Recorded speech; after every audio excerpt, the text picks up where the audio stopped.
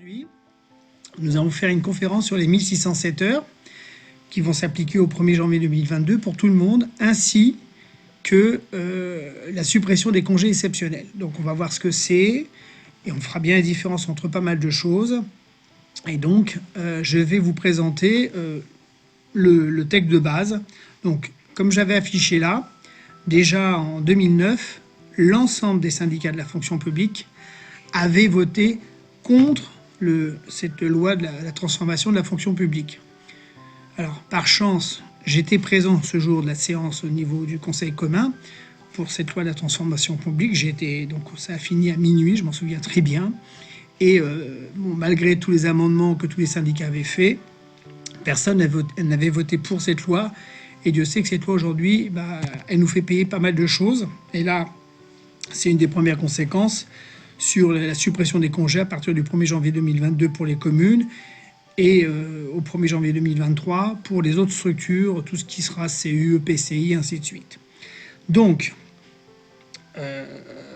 l'historique, c'est que voilà, déjà, l'ensemble des syndicats avaient dit on n'en veut pas, et pour autant, c'est passé. Donc, pour bien comprendre, comme je vous le disais, donc le temps de travail 35 heures dans la fonction publique, c'était réglementé, c'était tout ce qu'il y avait de plus normal. Et la loi du 6 août 2019 a organisé la suppression des régimes plus favorables. Alors, comme je vous ai dit, vous aviez deux solutions. Soit vous étiez en dessous de 1607 heures, et donc la loi du 6 août 2019 vous dit vous devez être à 1607 heures, et pas moins. Et là, on verra le moins plus tard. Et en plus, la loi rajoute que tout ce qui est congé hors statutaire, ne sont pas légales. Donc, qu'on soit bien clair ce que c'est que les congés hors statutaires. Les congés statutaires, ce sont 5 fois les obligations hebdomadaires, donc 5 fois 5, 25 jours, plus les 2 jours hors période. Ça, c'est du statutaire. Lorsqu'on avait, comme chez nous, des journées d'ancienneté, ou la journée du maire, ou la journée du flanc, enfin, chaque commune avait des particularités. Aujourd'hui, c'est aussi ça qu'on veut supprimer. Et c'est là où, justement, nos interventions en tant que FO, nous intervenons sur différentes villes pour faire des propositions. Alors, comme je vous l'ai aussi également dit, donc, en fonction des communes et de d'autres structures, l'application des 1107 heures est décalée pour certaines structures à une année après les communes. Et ça, c'est un autre sujet. Voilà.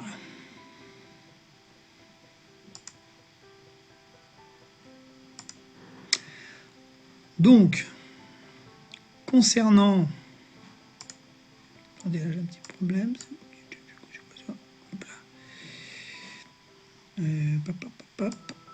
Voilà.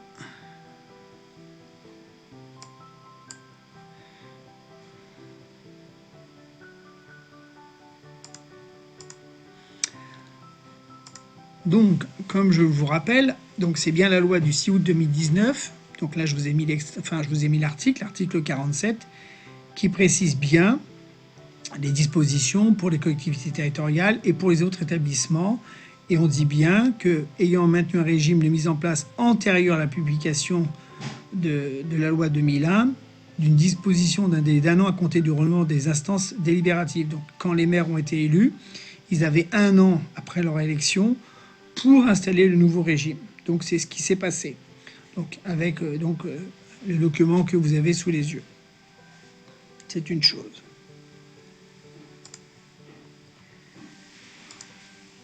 Ensuite,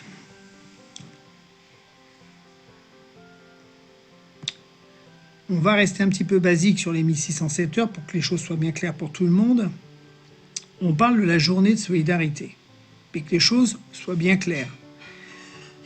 Si je vous parle de ça, c'est parce qu'il y a des communes qui ont déjà été en contentieux et les mairies ont perdu. Donc peut-être que chez vous, on ne sait jamais, c'est peut-être le cas.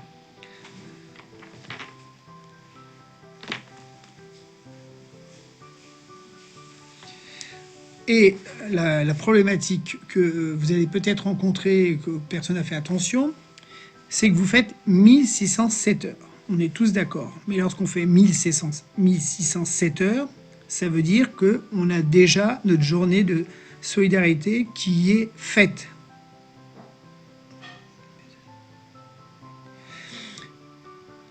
Donc ça, c'est un premier point. Le deuxième point, nous avons vu des communes, malgré que les agents faisaient 1607 heures, on leur retirait, donc là c'est très clair au niveau des... une journée d'RTT par exemple. Et dans ces cas-là, ça veut dire que les agents payent 2 fois la journée de solidarité. Soit on vous dit, vous faites 1607 heures et les 7 heures sont inclus de la journée de solidarité, donc il faut que les choses soient bien claires. Mais on ne peut pas d'un côté dire vous faites 1607 heures et en plus de l'autre côté on vous retire une journée de solidarité, ça veut dire que vous donnez 14 heures et plus 7 heures. D'accord? Donc ça c'est à voir sur vos communes, que les choses soient bien claires, parce que souvent on se retrouve confronté à ce problème-là.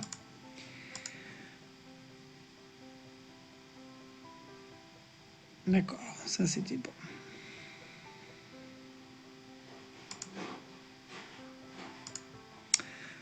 Donc, si on reste logique,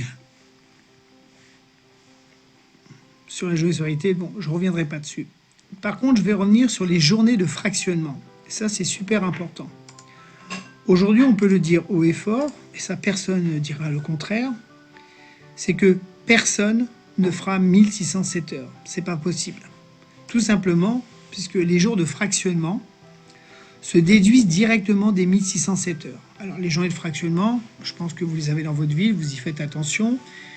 Ça dépend à quelle période vous prenez vos congés, on vous majore d'1 ou 2 journées. Mais bon, en règle générale, si les agents font attention, ça veut dire que comme c'est des journées aléatoires, automatiquement, lorsque vous faites 14 heures,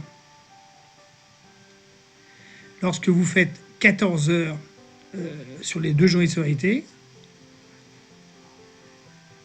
lorsque vous faites donc, je me répète, les 14 heures, que vous avez vos 14 heures, vous faites 1593 heures. Donc vous pouvez voir toutes les réglementations, tous les centres de gestion, toutes les questions écrites. Chacun d'entre eux vous diront que ça ne peut pas se déduire dans le calcul de base. Ça se déduira uniquement en fonction de au moment où vous allez les prendre. Donc forcément, personne ne fera 1607 heures. Pas possible.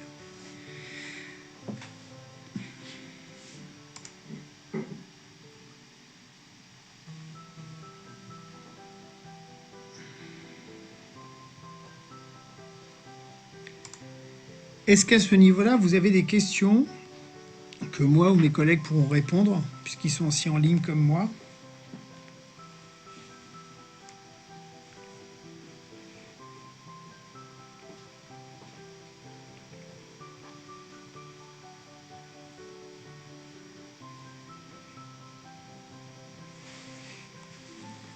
Est-ce que vous avez des questions ou pas?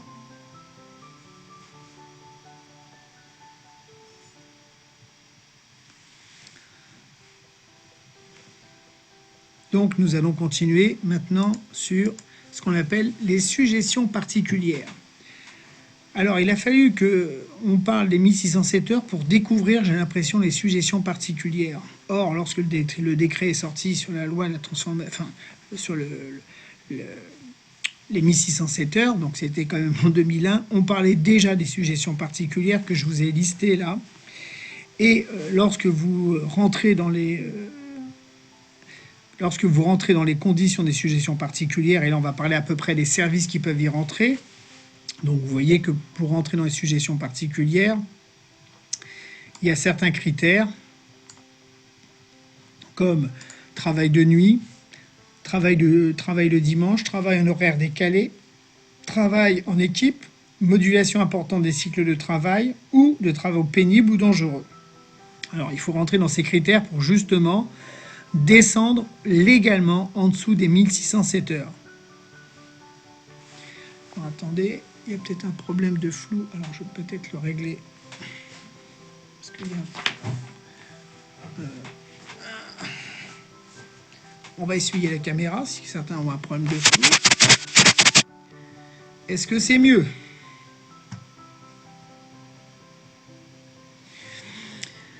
Donc je reviens sur les suggestions particulières. Donc, certains services peuvent y prétendre. Par exemple, moi, je l'ai demandé pour la police municipale, mais j'ai demandé ça il y a 15 ans en arrière, pour une ville.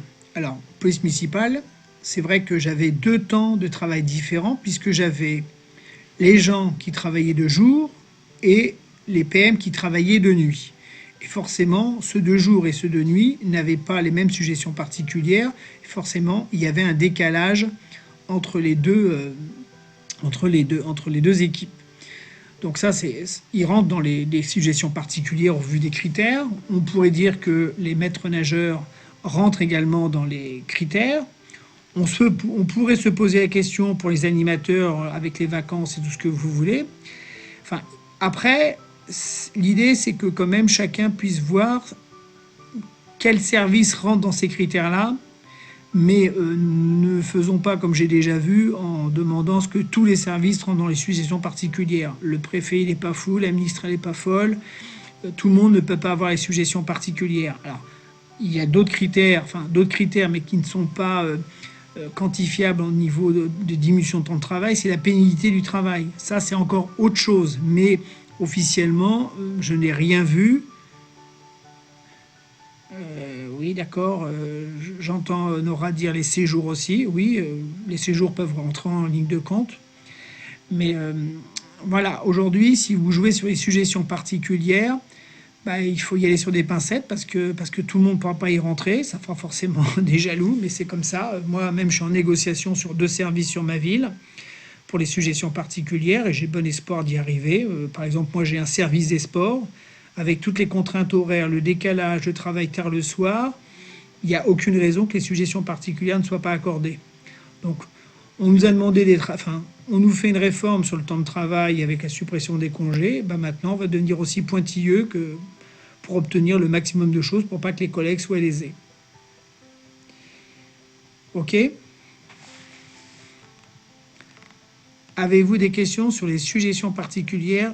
Je sais qu'il y a à peu près, entre le moment où je parle et le moment où vous avez mon discours, 10 ou 10 secondes de battement. Donc je vais attendre un petit peu. Travail en équipe, bah c'est comme pour les maîtres nageurs ou pour la PM, c'est que vous travaillez des fois constamment à deux, que ce soit sur le bassin, on est toujours deux, pour la surveillance, pour d'autres choses. Les polices municipales, bah, ils sont en patrouille à plusieurs, ils ne sont jamais tout seuls. Donc le travail en équipe, c'est vraiment de dire, voilà, c'est pas des travailleurs isolés. Par exemple, on pourrait se poser la question concernant, par exemple, les agents sociaux qui vont chez les personnes âgées. Bon, elles y vont pas le dimanche, mais on peut pas dire qu'elles travaillent en équipe. Mais pourtant, elles seraient... modulation de cycle de travail, elles sont dedans. Travail pénible ou dangereux, elles sont dedans. Pénible, dangereux. Horaire décalé, ça c'est sûr. Travail de nuit, elles l'ont pas. Travail du dimanche, elles l'ont pas. Mais voilà.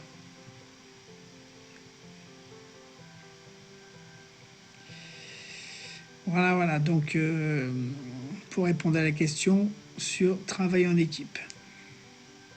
D'autres questions ? Donc, nous allons passer maintenant un peu sur des questions-réponses qui me paraissent intéressantes.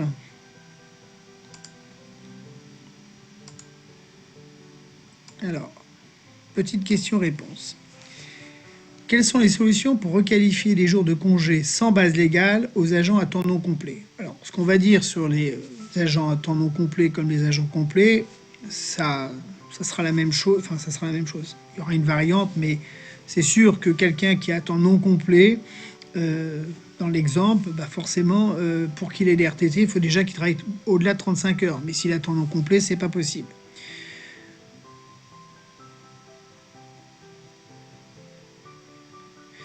Donc, comme le texte l'indique, seule une suppression des jours de congé supplémentaires peut permettre de mettre en conformité le temps de travail grave, sauf si l'agent pouvant entrer dans la définition des suggestions particulières.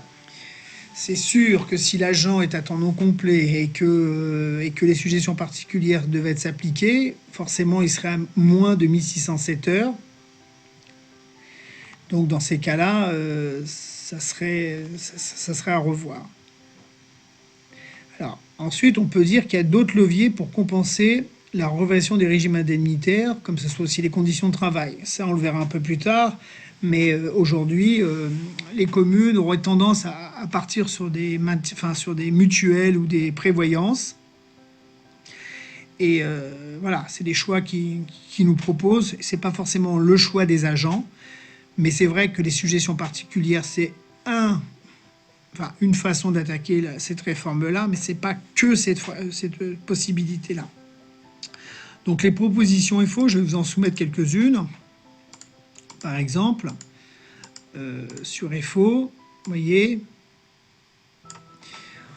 on peut avoir des horaires d'arrivée et de départ des agents pour essayer de récupérer, par exemple, sur les journées, sur les journées exceptionnelles qu'on nous a supprimées. Chez nous, par exemple, on a les journées d'ancienneté qui sont supprimées et on essaie de voir comment on peut les récupérer. Alors, comme on ne peut plus parler de jours exceptionnels, moi, je parle en minutes ou en temps. C'est-à-dire que moi, j'avais proposé 5 minutes 30 sur 228 jours de travail normalement, ce qui faisait au bout du compte 21 heures. Donc ça représentait 3 jours. Alors 3 jours qu'on peut mettre sur le compte épargne-temps, comme on peut récupérer.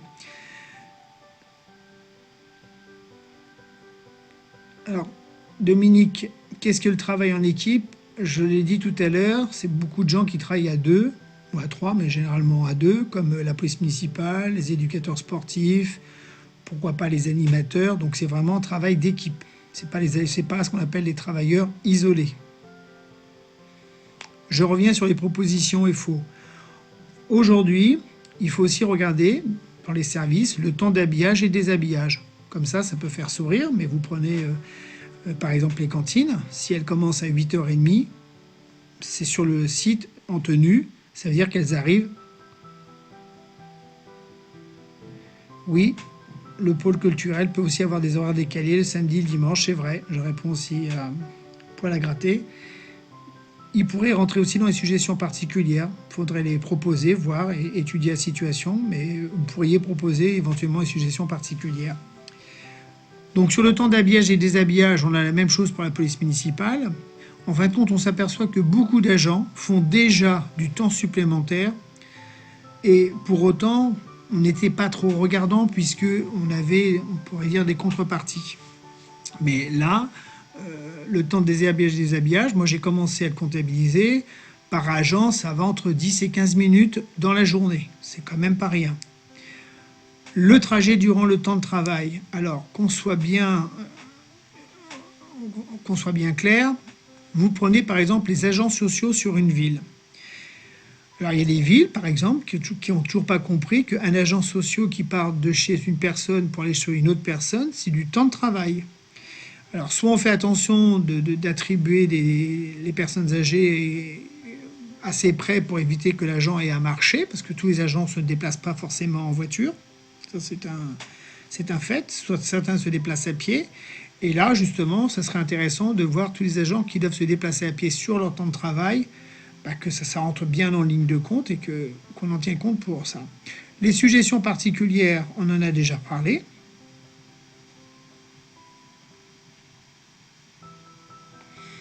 Je suis d'accord avec Sébastien Vadé que le temps d'habillage n'est pas considéré comme un temps de travail effectif. J'ai vu la jurisprudence, mais quand même, ça mériterait qu'on se repenche sur cette question, compensation en temps ou en argent. Oui, il faudra voir, mais on pourra en rediscuter. Donc on a parlé des suggestions particulières tout à l'heure. Ça, c'est aussi une voie qui permet aux collègues de négocier. Un temps supplémentaire de travail. Donc comme je l'ai moi proposé sur ma ville, 5 minutes 30 par jour sur le temps de travail, en répartissant ça sur la journée, on ne les voyait pas passer. La pénibilité liée au rythme de travail, bon, ça c'est quelque chose, pénibilité, c'est pas quantifié comme les suggestions particulières, mais dans quelle mesure, par exemple, on prend les cantines, c'est vrai que c'est plus pénible ou même le service technique est pénible, mais bon, par rapport à une secrétaire administrative, on ne peut pas dire que c'est la même pénibilité. Donc si on peut le faire entrer en ligne de compte et voir comment on pourrait éventuellement aménager ces horaires pour les gens qui ont des travails pénibles, je suis aussi preneur puisque je n'ai pas vraiment de nouvelles choses. J'ai parlé des nouveaux horaires des agents de service des sports, ça me concerne moi, mais je pense que sur votre ville, vous avez aussi des services des sports. Alors quand je dis service des sports, ça ne concerne pas que les piscines et gymnases, hein, ça concerne tous les gens qui gravitent autour, parce qu'on a énormément de gardiens qui sont même logés ou pas logés, qui ont des horaires pas pratiques. Alors c'est pas parce qu'on est logé qu'on ne peut pas avoir des suggestions particulières, ça n'a strictement rien à voir. Un gardien, logé ou pas logé, il est comme tout le monde, il doit faire 35 heures dans la semaine. Donc voilà. Donc sur les propositions FO, c'est propositions parmi tant d'autres. Des collègues ont négocié autrement, différemment. Là, j'ai des collègues sur les 1607 heures où ils étaient peut-être à 1580. Bon, bah, ils ont fait des concessions, par exemple, sur le temps de repas. Au lieu d'avoir 1h30, ils n'ont plus qu'1 heure. Par exemple, c'est une solution pour rattraper les 1607 heures.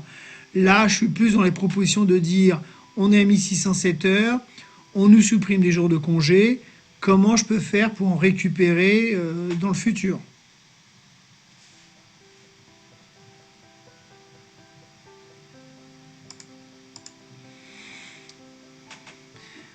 Pour autant, FO et les agents considèrent cela comme du vol. Moi, je suis très clair, je ne vais pas mâcher mes mots. Je trouve que cette loi nous pénalise tous. Et les compensations, on ne peut pas dire qu'il y en a énormément. C'est une remise en cause sans compensation, une loi contre le statut et contre les agents. Travail et tais-toi. Voilà ce que j'en pense, je l'ai déjà dit à plusieurs reprises. C'est pas normal. Alors, c'est sûr que les maires ont, ont la loi pour eux, donc ils sont en toute puissance. De toute manière, eux, ils vous diront, écoutez, moi, la loi m'oblige au 1er janvier. Mais comme je le dis souvent, il faut que ça marche dans les deux sens. La loi vous oblige à ça, mais aussi la loi, des fois, vous oblige à certaines choses, et là, vous ne le faites pas forcément. Donc, il faudrait être très attentif des deux côtés. Mais comme je le dis aussi souvent, la loi vous dit au 1er janvier, mais elle dit aussi que vous devez discuter pour voir ce que vous pouvez trouver.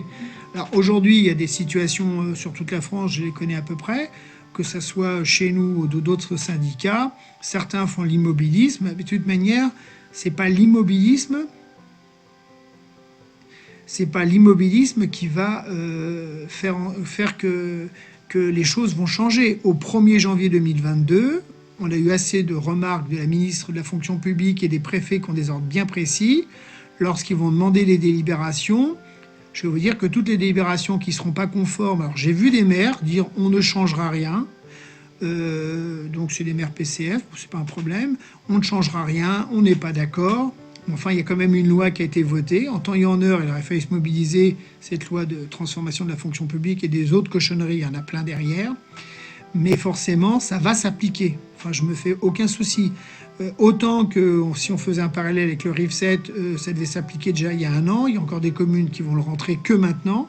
Mais autant que pour les 1607 heures, je peux vous dire, ils sont tous au garde à vous. Au 1er janvier 2022, ils vont regarder quelles sont les communes qui y sont, les communes qui y sont pas. Ceux qui ont résisté, très bien. Ceux qui ont manifesté, comme je le vois, en disant on veut rien, on veut pas changer, on veut que ça reste comme ça.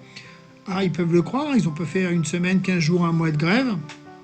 Si c'est dans l'immobilisme le plus complet, je ne serais pas surpris qu'au 1er janvier, l'injonction vienne et que le maire veuille ou veuille pas, ça tombera. Le meilleur exemple que nous ayons aujourd'hui, c'est la ville de Paris, qui a essayé de biaiser avec des conditions particulières, atmosphériques, la circulation, tout ce que vous voulez pour les agents.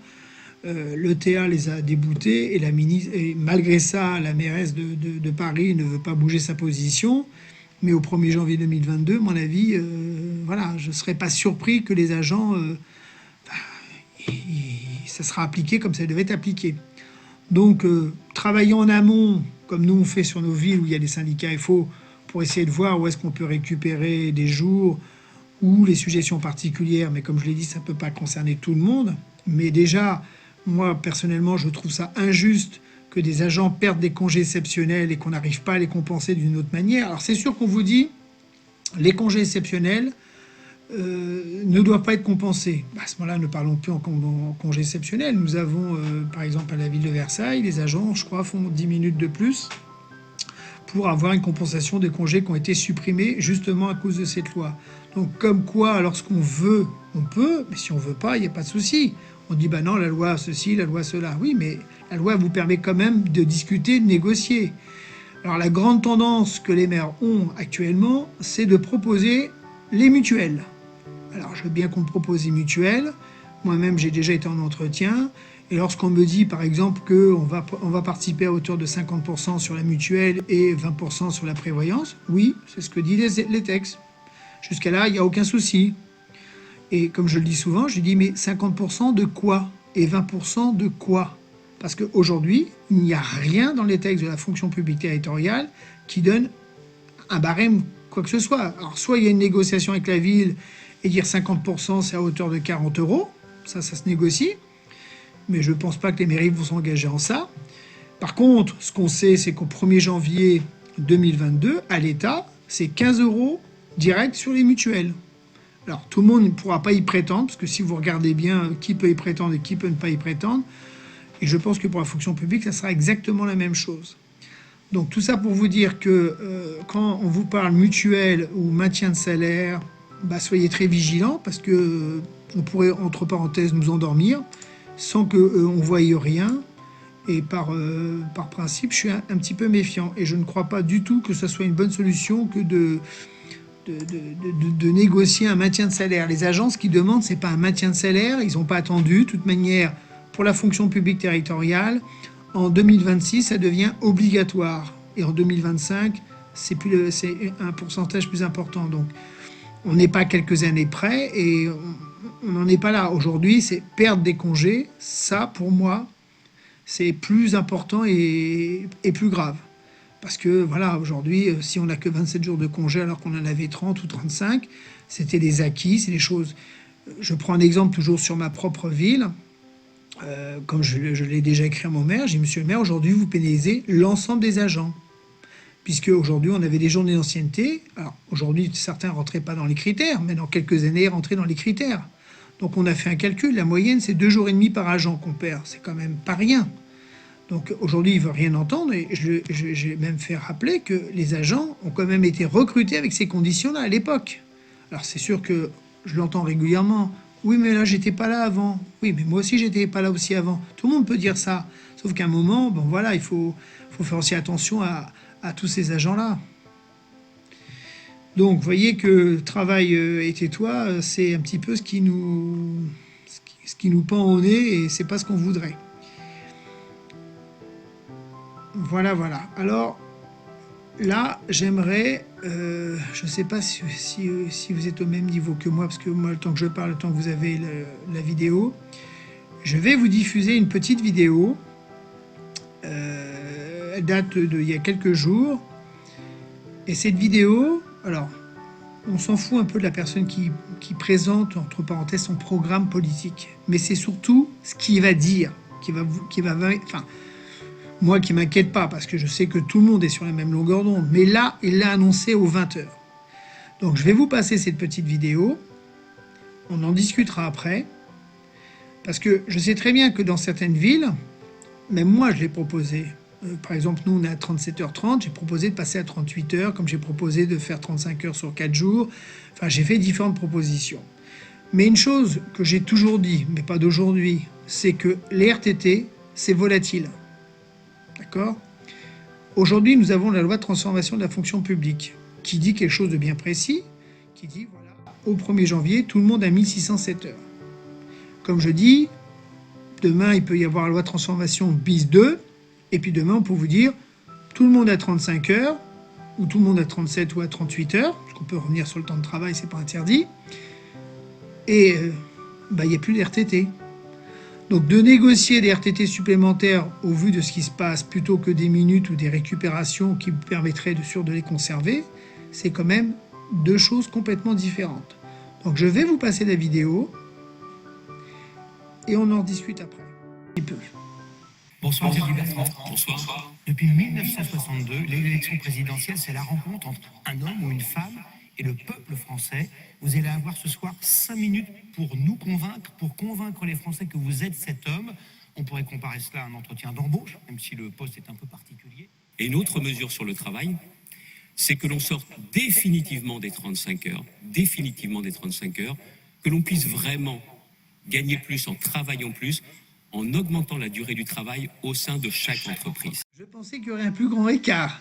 Donc cette vidéo, même si c'est Xavier, voilà, je préférais, il le dit très clairement, mais ça c'est pas d'aujourd'hui qu'on entend ce discours. Donc, la loi contre le statut et contre les agents, c'est travail et tais-toi. Maintenant, Je vous l'ai marqué. Pensez-vous vraiment qu'il n'y a que lui qui pense cela? C'est sûr. On sait pertinemment que dans le temps, je ne pense pas que les 35 heures vont durer éternellement, que les RTT vont toujours être là. C'est pas dans l'air du temps, c'est pas dans l'air économique. Donc, s'attacher à nos RTT, je pense que c'est une erreur. Il faut négocier autre chose aujourd'hui, quelque chose de durable, quelque chose qui ne sera pas volatile. Et aujourd'hui, vous voyez, par exemple, quand je vais en réunion et qu'on m'annonce, par exemple, que les agents, ils ont 40 jours ou 45 jours de congé, je suis le premier à dire, ah bon, ils ont 45 jours de congé, parce que bon, il faut en rire. Mais il faut quand on vous annonce des jours incroyables comme ça, mais faites le détail. Ah oui, alors il y a 25 jours de congé annuel, je suis d'accord. Il y a 2 jours en période si les agents ils l'ont, là je suis encore d'accord. Bon, il y a éventuellement à l'époque 5 jours du maire, et puis on vous dit il y a 10 jours d'RTT. Mais 10 jours d'RTT, ça n'a jamais été des congés. Jamais. Donc forcément, quand vous avez des élus autour de la table qui ne connaissent pas la fonction publique et qui en plus ne font pas la différence entre des RTT et des congés, ça pose un problème. Donc il faut être très vigilant et leur rappeler que des RTT, c'est parce qu'ils n'ont pas voulu embaucher. Légalement, c'était 35 heures, c'était pas 37, 38, 39. Donc on a fait des compromis et tout le monde a accepté ces RTT, mais ne vous étonnez pas si demain ces RTT disparaîtront avec peut-être les prochains présidents. On n'en sait rien, mais quand vous entendez ce brave gars qui va se présenter à la présidentielle, lui, il dit son objectif, c'est ça. Il y en a d'autres, c'est de supprimer 20 000, 30 000 postes. Enfin, il y a de tout aujourd'hui dans la fonction publique. Et puis, on est toujours montré du doigt. Moi, je ne suis pas là pour mettre le privé et la fonction publique. C'est 2 statuts complètement différents. Mais je m'aperçois qu'on a plein de choses qui commencent à devenir en commun. Et voilà, ce n'est pas à notre avantage. Donc, si vous avez remarques ou des observations, bah, écoutez, n'hésitez pas. Je ne sais pas si vous êtes un peu dans la même situation que moi, mais moi, j'attends patiemment le 1er janvier 2022 pour aller sur des propositions de négociation comme prévoit la loi. Et donc là, il y aura des nouvelles négociations qui vont rentrer en ligne de compte. Alors, ça sera très intéressant parce que là, on ne sera plus sur le cap des 1607 heures. On passera sur d'autres propositions, comme on pourrait voir les tickets restaurants, comme on pourrait voir l'augmentation du régime indemnitaire et plein d'autres choses. Mais une chose est sûre, c'est que voilà, les négociations ne font que commencer dans la fonction publique. Oui, donc pour Nadia Loque, je comprends qu'il n'y a rien de concret, mais forcément, dites-vous bien que ces négociations, moi je sais que j'ai un rendez-vous le 2 décembre sur ma commune pour discuter en CT. Je me pose des questions de ce qu'on va déjà discuter, puisque déjà le projet est bien bouclé. Donc je dois concerter mes collègues pour savoir ce qu'on fait, qu'est-ce qu'on fait pas. Mais pour l'instant, le projet ne me plaît pas du tout et qu'on ne me donne pas du tout satisfaction sur ce que je demande. On me dit des choses incroyables. D'ailleurs, je vais vous donner un exemple. On me dit, voilà, mais avec votre système, avec les jours de plus, vous vous rendez compte, si la crèche, on la ferme, ça fait fermer tant de jours et ça nous fait perdre tant au niveau de la CAF. Donc je peux l'entendre que d'accorder des jours supplémentaires et donc de diminuer le nombre d'ouvertures peut faire justement baisser des dotations de la CAF.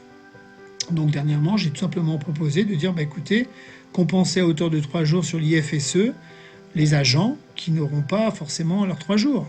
Mais c'est pas quelque chose qui est complètement incroyable, hein. Moi, je suis pas fermé à toutes les propositions. Il y a des services, si on doit compenser financièrement, c'est pas l'idéal, hein. C'est quand même des jours de congé qu'on souhaite récupérer. Mais bon, voilà.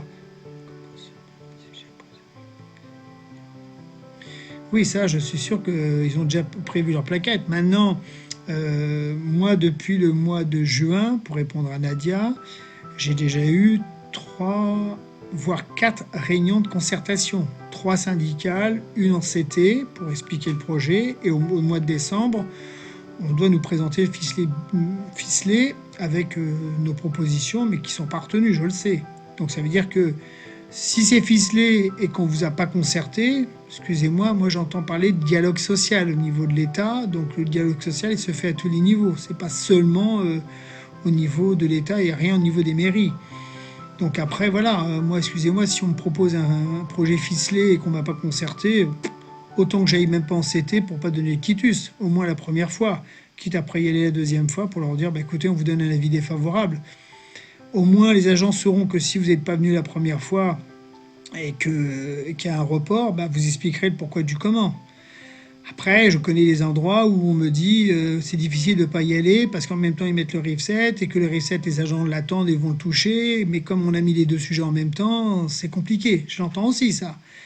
Mais bon, il faut vraiment quand même qu'on montre aux collectivités et aux nouveaux maires qui sont élus que voilà, écoutez, on n'est pas du tout d'accord, on n'a pas été concerté et ça ne nous convient pas du tout.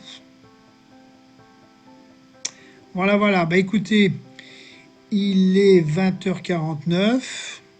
S'il n'y a pas de questions particulières, on va s'arrêter tranquillement.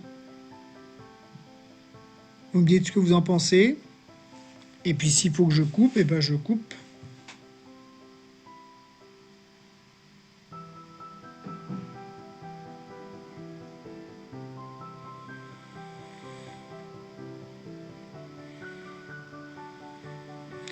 Oui, Rachida, pourquoi pas demander une prime pour la pénibilité? Dans ces cas-là, ça voudrait dire que il faudrait négocier sur l'IFSE. Moi, je sais qu'aujourd'hui, je vais faire une proposition sur l'IFSE, une augmentation de l'IFSE, mais justifiée d'une autre manière. Mais syndicalement, de négocier une prime sur la pénibilité, c'est quelque chose qu'on peut faire. Je ne sais pas combien les ATSEM touchent en IFSE là-bas, mais c'est une négociation que vous pouvez entrevoir dans le cadre des négociations, puisque maintenant on peut négocier dans la fonction publique, ça c'est nouveau. Mais oui, oui. Autant que je ne pense pas que le temps de travail pourrait être diminué les ATSEM, parce que vous êtes un temps un peu particulier, mais vous êtes sujet aussi aux 1607 heures. Mais négocier une prime sur la pénibilité, c'est pas impossible. Bien sûr que tu vas garder tes RTT, mais comme tu as entendu la vidéo, aujourd'hui, ce que dit Xavier là et ce que diront les autres, aujourd'hui, le temps de travail, de toute manière, ça fait longtemps qu'on veut le faire sauter.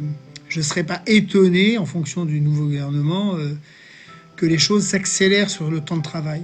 Voilà, donc ce qui est dit là, c'est pas nouveau. Entre la suppression des postes, le temps de travail qu'il faut revoir, là on précise bien dans le privé, ne vous inquiétez pas, si c'est dans le privé, ça viendra dans la fonction publique. Je me fais aucun souci pour ça.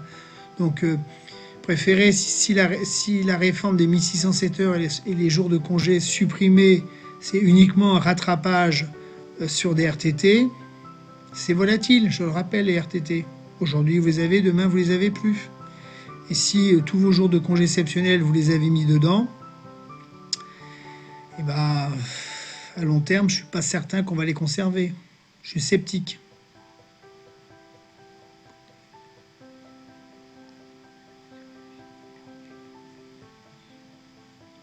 Je suis d'accord que lorsqu'il y a plusieurs syndicats, c'est compliqué, mais après, il faut essayer ça que tout le monde se mette d'accord, de dire voilà, c'est pas acceptable et personne ne va siéger. C'est vrai que moi je suis seul, c'est facile pour moi, je suis d'accord. Je connais aussi des villes où le syndicat est majoritaire et à lui tout seul, il fait la majorité s'il va en CT, s'il n'y va pas, il n'a pas la majorité. Mais oui, je suis d'accord que c'est pas facile.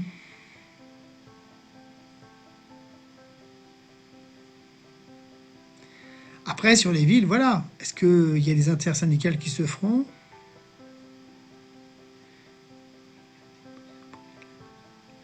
Eh ben, bonne soirée, Véronique. Les lives continueront, alors je donne des précisions, sauf pendant les vacances scolaires. En général, on fera ça le jeudi soir, à moins qu'on change. Alors, prévenez bien vos collègues que ceux qui sont inscrits sur le groupe WhatsApp conférence live reçoivent le lien uniquement par ce billet-là. Hein, donc, c'est quand même fait pour les agents des Yvelines, pour pouvoir discuter. Là, on a parlé des 1607 heures et les congés supprimés, mais ça peut être d'autres sujets que d'autres collègues. Aujourd'hui, c'est moi. Demain, ça peut être mon collègue Axel, Christophe, Isabelle, Sébastien, chacun des spécialités. On peut faire des questions-réponses. On peut parler du compte épargne-temps, on peut parler des valorisations des acquis professionnels. Enfin, on a assez large. On a des collègues qui siègent en CAP qui peuvent vous parler comment ça se déroule. les conseils de discipline, ou que ce soit du statutaire pur. Enfin, on a plusieurs sujets possibles et inimaginables. Après, voilà. Maintenant, parlez-en à vos collègues. Alors, on a choisi le jeudi soir de 8h à 9h ou 9h30 en fonction des réunions, parce que, voilà, jeudi, ça nous paraissait pas trop mal. Par rapport au vendredi, c'est le week-end. Le mercredi, il y a les enfants. Enfin, voilà. Peut-être que vous, ça vous conviendrait peut-être moins. Ou, enfin, faut voir. Donc, si vous avez des propositions, bon... après, vous pouvez toujours laisser un petit message. Alors, soit par la boîte... non, la boîte est bouclée WhatsApp, vous pouvez pas laisser de message. Mais on pourra... Christophe, qui est en ligne, peut vous laisser son numéro de portable si vous avez des observations sur les horaires ou sur les jours. Moi, je suis preneur. L'essentiel, c'est que tout le monde s'y retrouve et qu'on puisse faire ses lives tranquillement le soir sans être embêté. Voilà, voilà. Bah, écoutez, je vous dis une bonne soirée. Et puis, au prochain live, donc ça sera en mois de décembre, vous recevrez sur la messagerie du conférence live le calendrier de décembre avec les thèmes. Et puis, ça sera pas mal.